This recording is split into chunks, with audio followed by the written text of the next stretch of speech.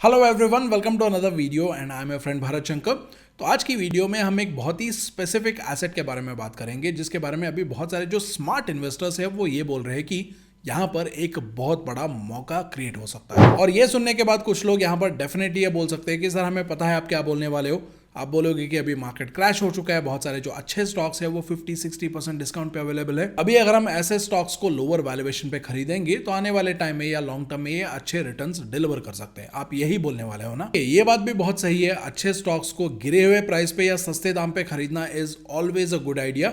But आज की video में हम स्टॉक्स के बारे में या स्टॉक मार्केट के बारे में नहीं बात करने वाले हैं। हम बात करने वाले हैं एक ऐसे एसेट के बारे में जिसका प्राइस प्रेजेंट टाइम में बढ़ना चाहिए था, लेकिन यहाँ पर उल्टा उसका प्राइस क्या हो रहा है, बढ़ने के बदले उल्टा गिर रहा है। और जिस एसेट के बारे में हम बात करने वाले हैं वो एसेट है गोल्ड या सोना। क्योंकि नॉर्मली क्या होता है, जब भी वॉर का सिचुएशन होता है या जियोपॉलिटिकल टेंशन बढ़ते हैं तो उस टाइम गोल्ड का प्राइस बढ़ता है, क्योंकि गोल्ड एक सेफ हेवन एसेट है। क्योंकि दुनिया में इन्वेस्टमेंट का जो फॉर्मूला है वो बहुत ही स्ट्रेट फॉरवर्ड है। जब भी सर्टेन टाइम होते हैं यानी अच्छे दिन होते हैं तो उस टाइम क्या करते हैं लोग, जो रिस्क एसेट्स होते हैं जैसे कि स्टॉक मार्केट हो गया या बिजनेसेस हो गए या स्टार्टअप्स हो गए, ऐसे जगह पैसे इन्वेस्ट होते हैं। और जब भी अनसर्टन टाइम आता है, जियोपॉलिटिकल टेंशन बढ़ता है, वॉर का सिचुएशन आता है, तो ऐसे टाइम पे पैसा जो है वो इन रिस्की एसेट से निकल के या इन्वेस्टमेंट से निकल के सेफ हेवन एसेट्स में आता है, जहां पर कैपिटल प्रोटेक्शन मिलता है या एक अश्योरेंस मिलता है कि यहां पर वेल्थ इरोड नहीं होगा। और ऐसा ही एक सेफ हेवन या दुनिया का नंबर 1 सेफ हेवन एसेट है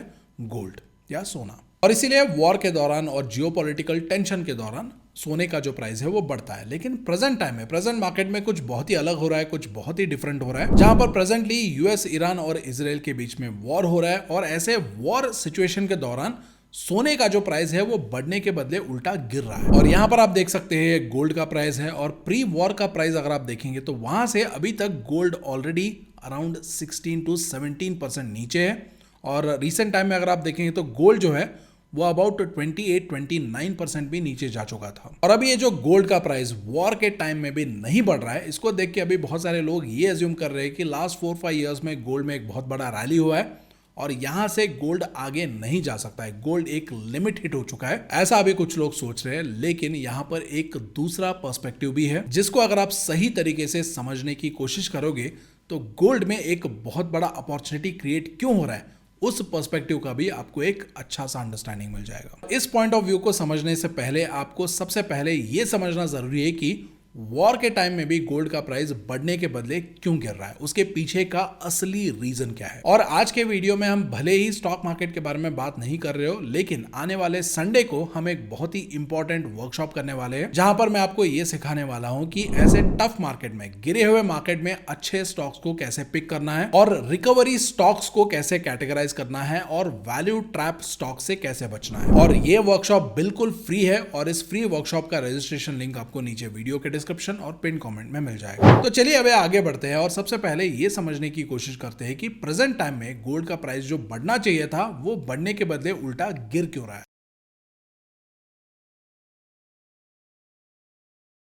गोल्ड का प्राइस गिरने के पीछे पहला रीजन है दुनिया के कुछ गवर्नमेंट्स और उनके सेंट्रल बैंक्स। क्योंकि प्रेजेंटली मिडिल ईस्ट के कॉन्फ्लिक्ट की वजह से ऑयल का जो प्राइस है, क्रूड ऑयल का जो प्राइस है वो बहुत ज्यादा स्पाइक हो चुका है। और यहां पर आप देख सकते हैं क्रूड ऑयल का प्राइस जो कुछ ही महीनों पहले जो अराउंड $59-60 के आसपास था पर बैरल, वो आज के टाइम में बढ़ के कितना हो गया है, ऑलमोस्ट $101 पर बैरल के आसपास पहुंच गया है। कुछ टाइम पहले तो ये $108, $112 के आसपास भी चला गया था। और अभी क्रूड ऑयल का प्राइस बढ़ने की वजह से जो एनर्जी का कॉस्ट है वो बढ़ गया है, और इसकी वजह से क्या हो रहा है, डॉलर का डिमांड बढ़ गया है। क्योंकि दुनिया में जो क्रूड ऑयल का जो ट्रेडिंग है वो डॉलर्स में होता है, और अभी क्रूड ऑयल का प्राइस अगर $60 से $100 तक पहुंच गया है तो अभी क्रूड ऑयल खरीदने के लिए ज्यादा डॉलर स्पेंड करने होंगे। कोई भी देश डॉलर्स कैसे खरीद सकता है, इधर वो अपना खुद का करेंसी बेच के डॉलर खरीद सकता है, नहीं तो वो अपने गोल्ड बेच के उसके बदले डॉलर ले सकता है। प्रेजेंट टाइम में कुछ सेंट्रल बैंक्स और कुछ इमर्जिंग मार्केट के जो प्लेयर्स हैं वो अपने गोल्ड रिजर्व्स को लिक्विडेट कर रहे हैं,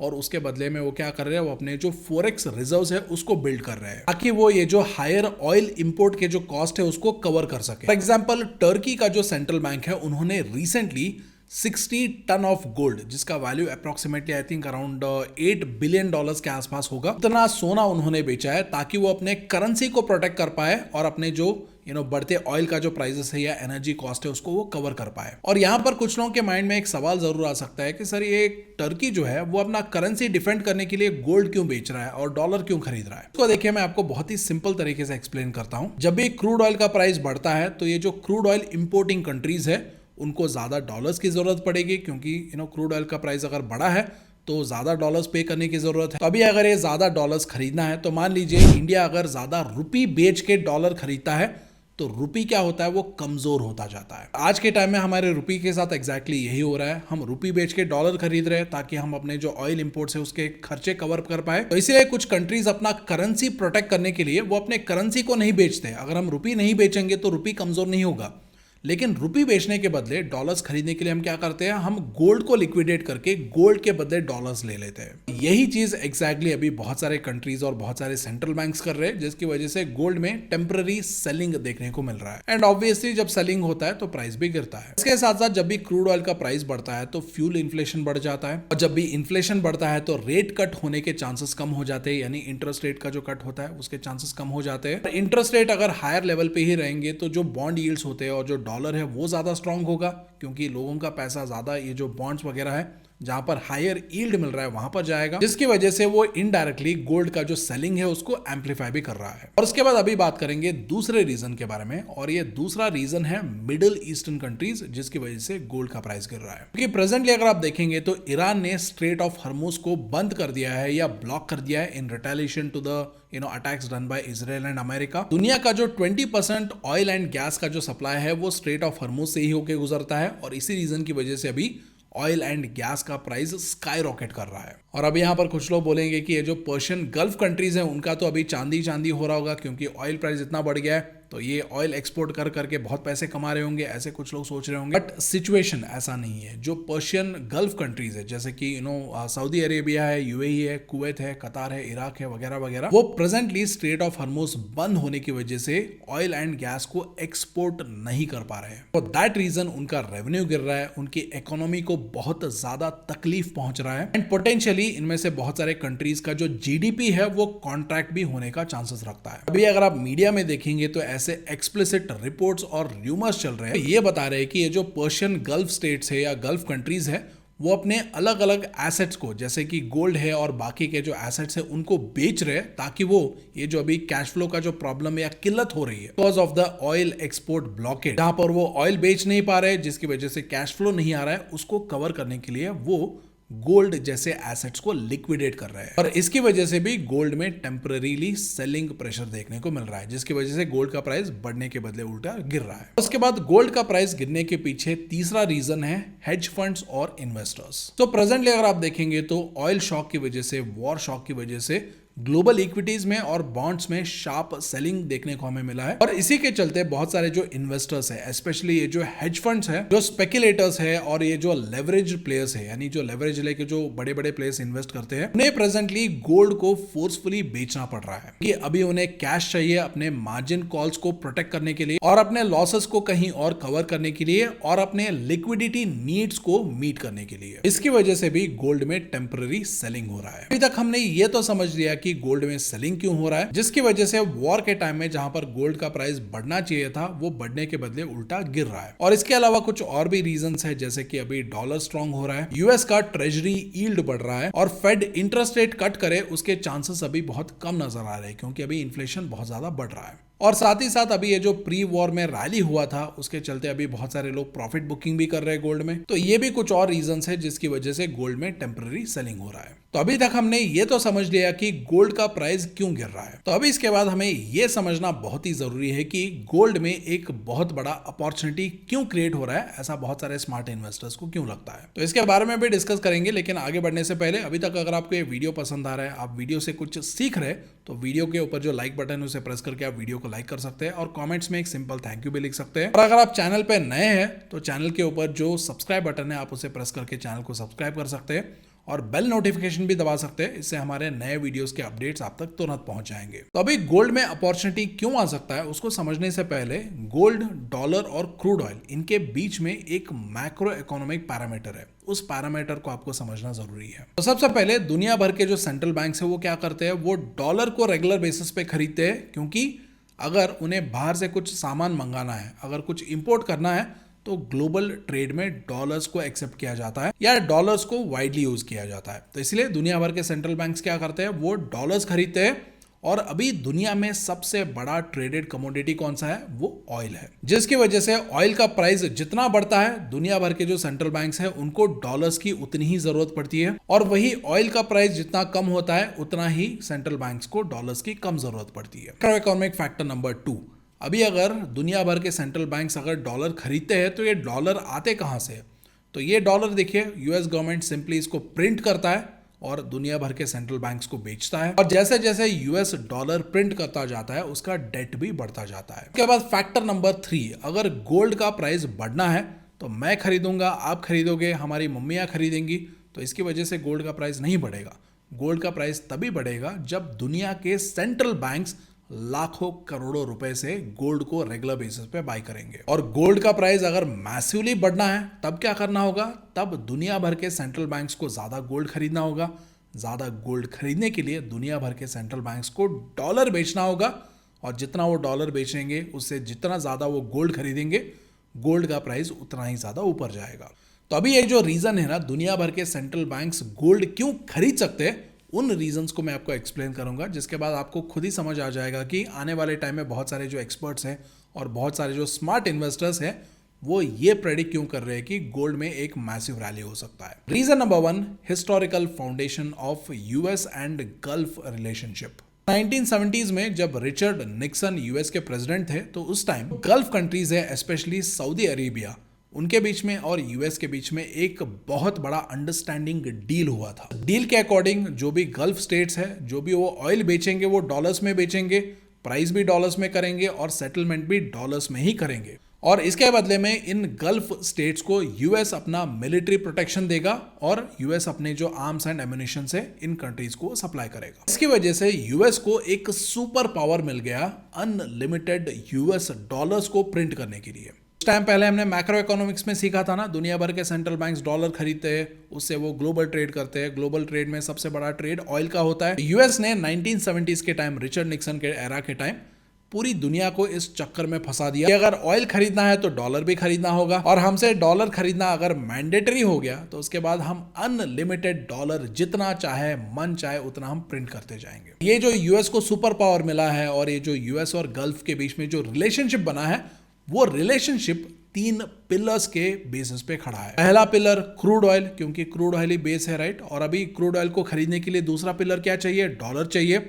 और अभी क्रूड ऑयल को ये जो गल्फ कंट्रीज डॉलर्स में ही बेचेंगे, उसके बदले में उनको क्या मिल रहा है, मिलिट्री प्रोटेक्शन। तो इसीलिए मिलिट्री प्रोटेक्शन जो है वो तीसरा पिलर है। और इनमें से अगर एक पिलर भी कमजोर पड़ जाता है तो यूएस का सुपर पावर भी कमजोर पड़ जाएगा, और यूएस और गल्फ के बीच में जो रिलेशनशिप है, अंडरस्टैंडिंग है, वो भी कमजोर पड़ जाएगा। अभी ये जो ईरान के साथ वॉर शुरू हुआ है, उसके बाद ये जो परसेप्शन था ना कि अगर कोई गल्फ कंट्री यूएस के अंडर है तो उसको कोई छू भी नहीं सकता, वो वाला परसेप्शन अभी ब्रेक हो चुका है। क्योंकि अभी ईरान क्या कर रहा है, वो रिटेलिएशन में खुलेआम इन गल्फ कंट्रीज के ऊपर मिसाइल्स बरसा रहा है और ड्रोन्स बरसा रहा है। और यूएस जो है वो इन कंट्रीज के ऊपर हो रहे अटैक्स को स्टॉप करने के लिए मिजरेबली फेल हो रहा है। यानी बेसिकली जो तीसरा पिलर था कि हम आपको मिलिट्री सपोर्ट प्रोवाइड करेंगे, हम आपको मिलिट्री प्रोटेक्शन प्रोवाइड करेंगे, वो जो पिलर है अभी वो कमजोर पड़ रहा है। और बात यहीं तक नहीं रुका है। अभी अगर आप देखेंगे तो ईरान ने इफेक्टिवली स्ट्रेट ऑफ हॉर्मुज को बंद कर दिया है, जहां से 20% of the global oil supply निकलता है। और यहां पर अभी ईरान जो है वो एक अच्छा जियोपॉलिटिकल गेम ये भी खेल रहा है, जो मतलब चाइना इन्फ्लुएंस्ड है, जहां पर वो ये बोल रहा है कि अगर आपका ऑयल का पेमेंट अगर चाइनीज युआन में, चाइनीज करेंसी में हुआ है तो हम आपको जाने देंगे। यानी वो डेलिबरेटली जो गल्फ कंट्रीज हैं उनको पुश कर रहा है कि आप पेमेंट डॉलर्स में मत लो, आप पेमेंट चाइनीज युआन में लो। और इसकी वजह से अभी ये जो गल्फ एक्सपोर्टर्स है, सऊदी है, यूएई वगैरह है, उनको अभी हैवी रेवेन्यू लॉस हो रहा है। ये भी सुनने में आ रहा है कि अभी बहुत सारे जो गल्फ कंट्रीज है वो नॉन डॉलर ऑप्शंस को एक्सप्लोर कर रहे हैं। अभी अगर आप देखेंगे तो सऊदी अरेबिया जो है वो अमेरिका के कंपैरिजन में चाइना को 4 गुना ज्यादा ऑयल बेचता है। और वॉर होने से पहले ही बहुत सारे जो नॉन डॉलर पेमेंट ऑप्शन है, जैसे कि युआन का पेमेंट ऑप्शन है, रुपी का पेमेंट ऑप्शन है, सिस्टम्स ऑलरेडी एग्जिस्टिंग है। अगर ये और भी ज्यादा एक्सेलरेट होता है तो इन सिस्टम्स का यूजेज भी एक्सेलरेट होने का चांसेस रखता है। और इसी रीजन की वजह से डॉयचा बैंक, रॉयटर्स, फॉर्च्यून, ब्लूमबर्ग, इन सब का यह कहना है कि अभी ये जो ईरान, इजराइल और यूएस वॉर की वजह से जो सिचुएशन क्रिएट हुआ है, it is a perfect strong जो पेट्रो डॉलर का इन्फ्लुएंस कम कर सकता है और पेट्रो युआन का जो इन्फ्लुएंस है उसको बढ़ा सकता है। और इसी रीजन की वजह से एशिया में जो ऑयल आएगा उसका सेटलमेंट में भी बहुत जल्द युआन में हो सकता है, या इंडियन रुपीज में हो सकता है, या कोई और लोकल एशियन करेंसी में हो सकता है। और वैसे अगर देखा जाए तो इंडिया ने ऑलरेडी यूएई के साथ ऑयल डील्स किए हैं, वो भी रुपीज में। बट ऑफ कोर्स ये जो डेवलपमेंट्स हुए हैं इसकी वजह से पूरी तरीके से कंप्लीटली मतलब ऑयल का जो ट्रेड है वो डॉलर से शिफ्ट होके युआन, रुपीज में होगा, ऐसा नहीं है। यहां पर अगर थोड़ा भी अगर स्विच हो जाएगा, जिसकी वजह से अगर डॉलर का जो इन्फ्लुएंस है अगर वो कमजोर पड़ेगा, तो it is enough for central banks to sell some amount of dollar. Some amount मतलब जो बहुत ज्यादा अमाउंट में हो सकता है, which can come into gold. क्योंकि जब भी ऐसे करेंसी के में जो ट्रांजिशंस होते हैं, करेंसी में जो वीकनेस दिखते हैं, उस time usually central banks chance नहीं लेते। वो क्या करते हैं, वो अपने रिस्क को हेज करते हैं, और जितना रिस्क हो सकता है उतना रिस्क को क्या करते हैं, वो डॉलर से मूव करके गोल्ड में पुश करते हैं। अभी ये सुनने के बाद कुछ लोगों के माइंड में एक सवाल जरूर आ सकता है कि क्या इमीडिएटली डॉलर वीक होना शुरू हो जाएगा। सबसे पहले अगर हम इस इंपैक्ट को शॉर्ट टर्म में देखें तो शॉर्ट टर्म में अभी क्या हो रहा है, वॉर की वजह से ऑयल का प्राइस बढ़ रहा है, और ऑयल का प्राइस बढ़ रहा है तो इसकी वजह से लोगों को अभी डॉलर्स की ज्यादा जरूरत है, जिसकी वजह से people are buying more dollars, और डॉलर क्या हो रहा है, वो स्ट्रांग होता जा रहा है। एंड ऑफ कोर्स डॉलर खरीदने के लिए सेंट्रल बैंक्स खुद के करेंसी भी सेल कर रहे हैं, और साथ ही साथ गोल्ड रिजर्व्स को भी बहुत सारे जो सेंट्रल बैंक्स है वो लिक्विडेट कर रहे हैं, जैसे कि टर्की ने किया था। और साथ ही साथ अभी ऑयल का प्राइस बढ़ने की वजह से इन्फ्लेशन भी बढ़ रहा है, और इन्फ्लेशन बढ़ता है तो जो यूएस का फेड है उसको इंटरेस्ट रेट कट करना मुश्किल हो जाता है, जिसकी वजह से इंटरेस्ट रेट अगर हायर लेवल पे होंगे तो बॉन्ड यील्ड भी हायर लेवल पे होगा, और अगर बॉन्ड यील्ड हायर लेवल पे होगा तो कुछ लोग क्या कर सकते हैं, जो स्पेशली जो इन्वेस्टर्स हैं वो क्या करेंगे, वो गोल्ड को सेल करेंगे और बॉन्ड में अपना पैसा मूव कर सकते हैं। तो इन रीजंस की वजह से शॉर्ट टर्म में गोल्ड में सेलिंग प्रेशर हो सकता है, और गोल्ड में थोड़ा बहुत मे भी हो सकता है करेक्शन भी हो, गिरावट भी हो। लेकिन वही अगर हम थोड़े लॉन्गर टर्म में सोचेंगे, क्योंकि जिस तरीके के सिचुएशन अभी हम देख रहे हैं, जिसकी वजह से क्या हो सकता है, जो पेट्रो डॉलर का रिसाइकलिंग है वो रिड्यूस हो सकता है, और अभी ये जो ऑयल सेल्स की वजह से जो forced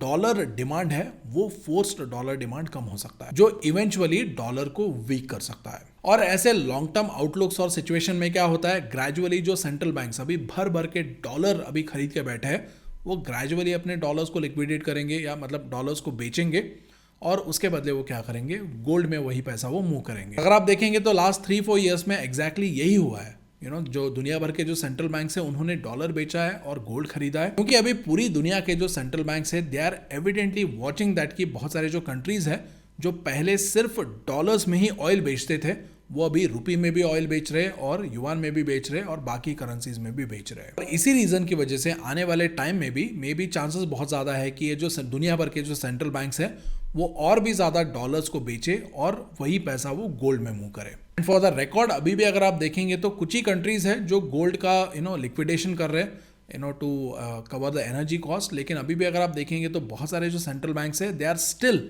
net buyer of gold during the war time also. And also अभी ये जो दुनिया भर के जो सेंट्रल बैंक्स है, कुछ टाइम से अभी ये जो डॉलर बेच के वो गोल्ड खरीद रहे हैं, वो एक स्ट्रक्चरल ट्रेंड कुछ सालों से नजर आ रहा है, और इसका एक इंपॉर्टेंट रीजन भी है, मैं आपको वो भी बताता हूँ। और ये जो स्ट्रक्चरल ट्रेंड चल रहा है, इसकी वजह से भी जेपी मॉर्गन ने बताया था कि 2026 में भी ये जो सेंट्रल बैंक्स है वो गोल्ड खरीदना कंटिन्यू करेंगे, एंड अप्रोक्सीमेटली दुनिया भर के central banks about 800 ton gold खरीदेंगे इन 2026। और साथ ही साथ जैसे जैसे डी डॉलराइजेशन की वजह से डॉलर का वीकनेस बढ़ता जाएगा, उतना ही पैसा गोल्ड में मूव होता जाएगा। इस स्ट्रक्चरल ट्रेंड के पीछे ना एक बहुत बड़ा रीजन है, और वो रीजन ये है कि यूएस का जो डॉलर प्रिंटिंग पावर है वो इरोड हो रहा है। कि अभी यूएसए ने इतने सालों तक इतना ज्यादा डॉलर्स प्रिंट कर दिया है कि उनका जो टोटल डेट है अबाउट 38 ट्रिलियन डॉलर्स के आसपास पहुंच गया है, और करेंटली इस डेट के ऊपर जो वो इंटरेस्ट पे करते हैं वो अबाउट 3% ऑफ देयर जीडीपी है। जस्ट टू सिंप्लीफाई इट, दुनिया भर के जो सेंट्रल बैंक्स है वो यूएस डॉलर्स खरीदने के लिए क्या करते हैं, यूएस के जो बॉन्ड्स होते हैं उसको खरीदते हैं,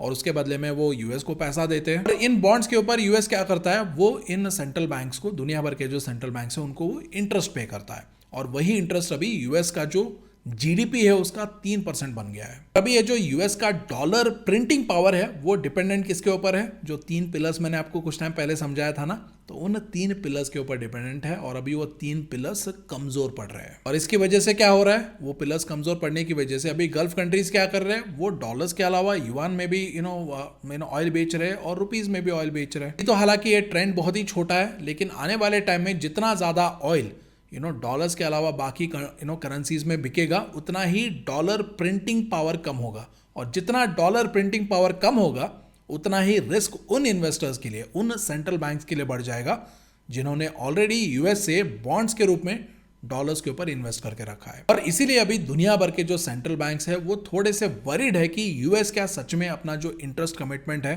और अपना जो डेट कमिटमेंट है उसको फुलफिल कर पाएगा क्या नहीं कर पाएगा। इन द सेंस कि अगर कल कोई दुनिया का बहुत बड़ा सेंट्रल बैंक वो जाके यूएस के पास चला गया कि चलो ये लो तुम्हारा बॉन्ड, दे दो मेरा पैसा वापस, तो क्या यूएस वो पैसा दे पाएगा या नहीं दे पाएगा? That is the big question right now. और इसी रिस्क को कम करने के लिए कुछ टाइम से दुनिया भर के सेंट्रल बैंक्स क्या कर रहे हैं? वो डॉलर्स बेच रहे हैं और वही पैसा वो गोल्ड में मूव कर रहे हैं। और यही स्ट्रक्चरल ट्रेंड मैंने आपको कुछ टाइम पहले बताया था। एंड मे बी यही वो रीजन हो सकता है जिसकी वजह से रॉबर्ट कियोसाकी ये प्रेडिक्ट कर रहे हैं कि गोल्ड का प्राइस 9 लाख रुपए तक जा सकता है। But having said that, Robert Kiyosaki ने और भी बहुत सारी चीजें बोली है जो सच नहीं हुए हैं। बट मोटा मोटा अभी आपको ये समझ आ गया होगा कि गोल्ड का प्राइस आने वाले टाइम में क्यों बढ़ सकता है और उसके पीछे स्ट्रक्चरल रीजंस क्या है। तो अभी इसके बाद एक बहुत बड़ा सवाल लोगों के माइंड में ये आएगा कि ये सब कुछ जानने के बाद क्या सब कुछ बेच बाच के गोल्ड के पीछे भागना चाहिए? बिल्कुल भी नहीं। किसी भी एसेट में डाइवर्सिफाई किया जाता है, पूरी तरीके से उसी सिंगल एसेट में इन्वेस्ट नहीं किया जाता है। Because right now if you see, बहुत सारे लोग क्या करते हैं, वो रियल एस्टेट में इन्वेस्ट करते हैं, स्टॉक मार्केट में इन्वेस्ट करते हैं, यूएस स्टॉक्स में इन्वेस्ट करते हैं और गोल्ड में इन्वेस्ट करते हैं, सिल्वर में इन्वेस्ट करते हैं। तो इस तरीके से वो क्या करते हैं, वो अपने इन्वेस्टमेंट्स को डाइवर्सिफाई करते हैं। और जनरली अगर आप एक्सपर्ट इन्वेस्टर्स को सुनेंगे तो यूजुअली वो क्या बोलते हैं कि वो अपना जो 20% ऑफ द कैपिटल है या 20% ऑफ द जो पैसा है वो गोल्ड में डाइवर्सिफाई करते हैं। और कुछ लोग ऐसे भी है जो गोल्ड में अलोकेशन थोड़ा ज्यादा भी रखते हैं, मे बी 30% रखते हैं या 40% रखते हैं। बट हैविंग सेड दैट, ऐसे जो इन्वेस्टर्स हैं वो गोल्ड में इस पॉइंट ऑफ व्यू से इन्वेस्ट करते हैं कि मुझे गोल्ड में इन्वेस्ट करना है और गोल्ड को कभी बेचना नहीं है। यानी उनका फिलॉसफी ये होता है कि मैंने गोल्ड खरीदा तो मैं अपने बेटे को या बेटी को ये गोल्ड देके जाऊंगा। और ये कोई रॉकेट साइंस वाली बात नहीं है, ये हमारे दादाजी परदादाजी जो हमारे पेरेंट्स हैं वो सब करते आए हैं। और इसीलिए हमारे बड़े बुजुर्ग बोलते हैं ना कि सोना कभी बेचना नहीं चाहिए, क्योंकि सोना बुरे वक्त में परिवार की रक्षा करता है। तो इसीलिए अगर आप एक ऐसे माइंडसेट से चल रहे हैं कि मुझे सोना कभी बेचना ही नहीं है, मुझे इसको अगले जनरेशन के लिए पास ऑन करना है, तभी मतलब आप उसमें अलोकेशन बढ़ाइए। और सोने की खास बात ये भी है ना कि अगर पैसों की जरूरत पड़ गई तो बैंक्स में, एनबीएफसीज में सिक्योर्ड लोन मिल जाता है, वो भी 8-9% पे। और अगर आप सोना प्लेज कर रहे हो तो नो क्वेश्चंस आस्क्ड। और ऐसे मैंने बहुत सारे लोगों को भी देखा है जिनके पास अगर मान लो 1 करोड़ का सोना है तो उन्होंने प्लेज कर दिया, उसके बदले में 60-70 लाख का उनको लोन मिल जाता है। उसी लोन को वो स्टॉक मार्केट में जो अच्छे स्टॉक्स है, क्वालिटी स्टॉक्स में उसमें इन्वेस्ट करते हैं। और ये जो क्वालिटी स्टॉक्स है, अगर ये मतलब मान लो 20% या 50% CAGR से भी अगर ग्रो होंगे तो कहाँ 8-9% का इंटरेस्ट, कहाँ 15% और 20% का CAGR, राइट? तो वहीं पर डिफरेंस आप समझ सकते हैं। और इसीलिए ना ये बात दिमाग में डाल लीजिए कि जो अमीर लोग होते हैं ना वो एसेट्स नहीं बेचते, एसेट प्लेज करके लिक्विडिटी उठाते हैं या फंड उठाते हैं। और इसीलिए ना सोना और जमीन कभी बेचना नहीं चाहिए। और इसी रीजन की वजह से ना जिस फैमिली में या जिस घर में ये ट्रेडिशन होता है कि सोना और जमीन नहीं बेचना है, ऐसे फैमिलीज ना जनरेशन से वेल्दी होते हैं और आने वाले जनरेशंस भी वेल्दी ही रहेंगे because of this one tradition, one perspective that की सोना और जमीन नहीं बेचना है। एंड ऑल्सो अच्छे स्टॉक्स भी एसेट्स ही होते हैं। और अभी ऐसे गिरे हुए मार्केट में अच्छे स्टॉक्स को कैसे पिक करना है, ऐसे मार्केट को कैसे नेविगेट करना है, उसके बारे में हम इस संडे को होने वाले वेबिनार में डिस्कस करने वाले हैं। और ये वेबिनार बिल्कुल फ्री है और इसका लिंक आपको वीडियो के डिस्क्रिप्शन और पिन कमेंट में मिल जाएगा। सो आई होप आज के वीडियो से आपने कुछ सीखा होगा। अगर आपने कुछ सीखा है तो आपके जमीन और आपका सोना कभी मत बेचना। Thank you so much for watching. I will see you in the next video.